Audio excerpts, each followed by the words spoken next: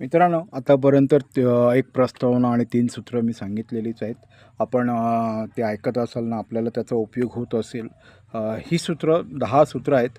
10 पैकी 3 सूत्र सांगितलेलीच आतापर्यंत. आणि जर तुम्ही आजच हा ऑडिओ ऐकत असाल, तर जी सूत्र त्या सांगितलेली आहेत त्याची लिंक मी खाली कमेंट बॉक्समध्ये ठेवलेली आहेत. तिथे जाऊन तुम्ही ती बघू शकता. कारण अगोदरची जर तुम्ही ऐकलात तर तुम्हाला त्याचा संदर्भ लागू शकेल.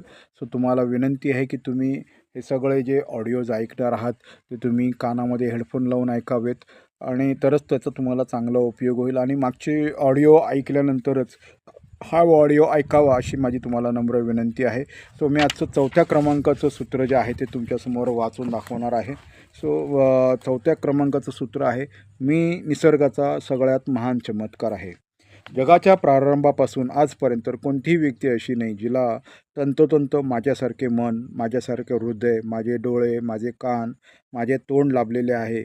यापूर्वी असा कोणी नव्हता, आजही नाही आणि उद्याही नसेल, जो अगदी हुबेहूब माझ्यासारखा बोलू, चालू, वागू शकेल आणि विचार करू शकेल.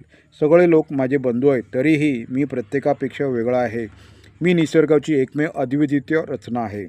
मी निसर्गाचा सगळ्यात महान चमत्कार आहे. जरी मी एक प्राणी असलो तरी प्राण्यांना ज्या गोष्टींनी समाधान वाटते त्या माझ्यासाठी पुरेशा नाहीत.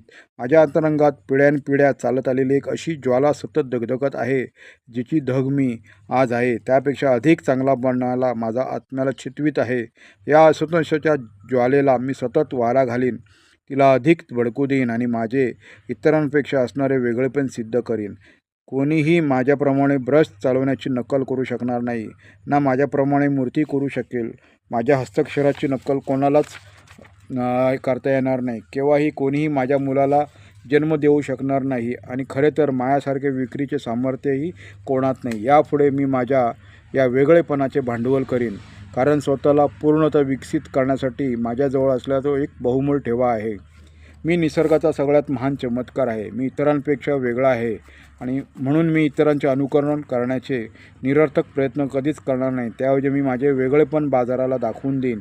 मी ते सिद्ध करेन. हो, मी ते विकेन. आता मी माझे वेगळेपण स्वीकारू लागेन आणि साम्य लपवून ठेवेन. मी विकत असलेल्या मालाच्या बाबतीतही मी हेच तत्त्व लागू करेन. माझा माल आणि सेल्समन इतरांहून वेगळे आणि या वेगळेपणाचा मी अभिमान बाळगेन. मी निसर्गाच्या सगळ्यात महान चमत्कार आहे. मी दुर्मिळ आहे आणि सगळी दुर्मिळता मूल्यवान असते, म्हणून मीही मूल्यवान आहे. हजारो वर्षाच्या उत्क्रांतीचे मी अंतिम उत्पादन आहे. त्यामुळे माझ्या आधी होऊन गेलेल्या सगळ्या सम्राटांपेक्षा व पंडितांपेक्षा मी शरीराने व मनाने अधिक सुसज्ज आहे. पण मी माझ्या कौशल्याच्या, मनाचा, हृदय